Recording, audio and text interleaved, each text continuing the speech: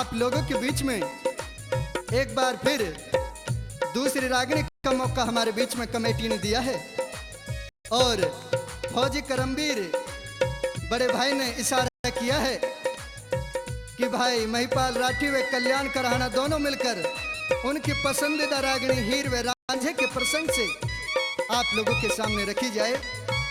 तो साथियों, ये रागनी हीर व रांझे के प्रसंग से कि जब रांझे को सपने में वो हीर दिखाई देती है और साथियों अपने दोस्तों में बैठा हुआ मियां रांझा अगले दिन कुछ उदास है, तो उसके दोस्त उससे उसका उदासी का कारण पूछते हैं। तो प्रेम पात्र में बंधा हुआ मियां रांझा बताता है कि हीरे मुझे सपने में दिखाई दी है और उसके रूप और सौंदर्य की प्रशंसा करता हुआ बताता है। और साथियों, किसी शायर ने सच ही लिखा है कि नशा क्या है शराब का शबाब के आगे, नशा क्या है शराब का शबाब के आगे, अरे झुक ही जाते हैं हुस्न के आगे, जो ना झुके हो कभी ताज के आगे। तो साथियों, एक बात के द्वारा हीरे की रूप और सौंदर्य की प्रशंसा करता हुआ मियां रांझा क्या कहता है, आइए सुनते हैं।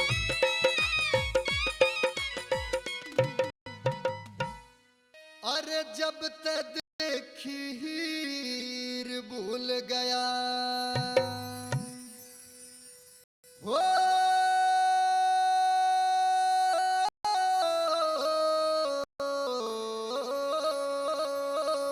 मेरे यार, अरे जब तक देखी हीर भूल गया मैं तो रोटी पानी ने,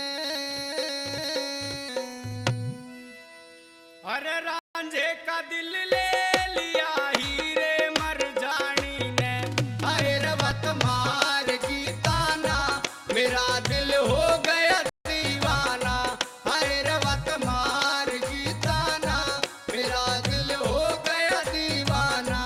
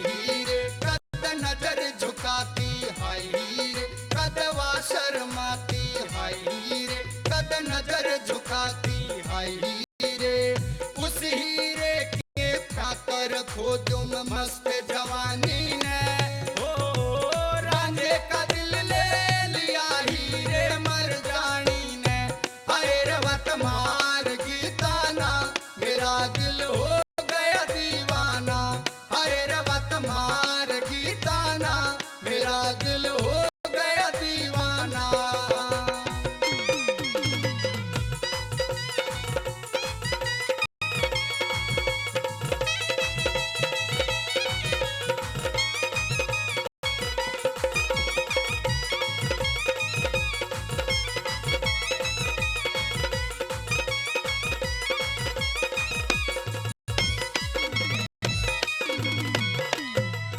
और देखिए मेहरबानों, इस हीर व रांझे की सुंदर रागनी पर खुश होकर आदरणीय मेरे बड़े भाई पप्पी उर्फ दीप पहलवान व बलवीर पहलवान क्राउन प्लाजा फरीदाबाद से खुश होकर इस रागनी पर 3100 रुपए का पुरस्कार देते हैं। और साथियों, साथ में हमारे आदरणीय धर्मवीर कपासिया व सतवीर कपासिया बल्लभगढ़ से इस रागनी पर खुश होकर 5100 रुपए का पुरस्कार देते हैं। सभी साथियों के लिए बार बार धन्यवाद।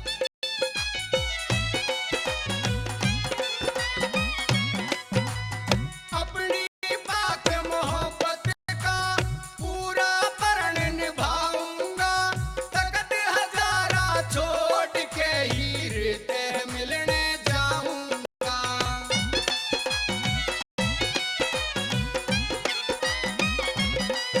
मत छूचक साली हाय रे, मत घनी निराली हाय रे, मत छूचक साली हाय रे, मत घनी निराली हाय रे। अपने प्यार की दे दूं उसने प्रेम निशानी ने, रांझे का दिल ले लिया हीरे मर्दानी ने, अरे रवत मार गीताना, मेरा दिल हो गया दीवाना, अरे रवत मार गीताना, मेरा दिल हो गया दीवाना।